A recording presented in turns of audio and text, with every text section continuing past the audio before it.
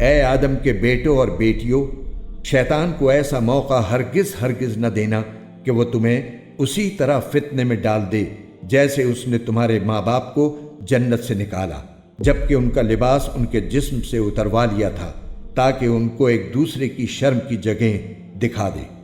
وہ اور اس کا جتھا تمہیں وہاں سے دیکھتا ہے جہاں سے تم انہیں نہیں دیکھ سکتے۔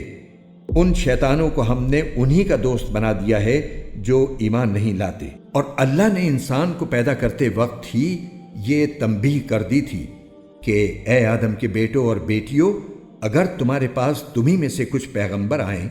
جو تمہیں میری آیتیں پڑھ کر سنائیں، تو جو لوگ تقوی اختیار کریں گے اور اپنی اصلاح کر لیں گے، ان پر نہ کوئی خوف طاری ہوگا اور نہ وہ غمگین ہوں گے، اور جنہوں نے ہماری آیتوں کو جھٹلایا ہے اور تکبر کے ساتھ ان سے منہ موڑا ہے،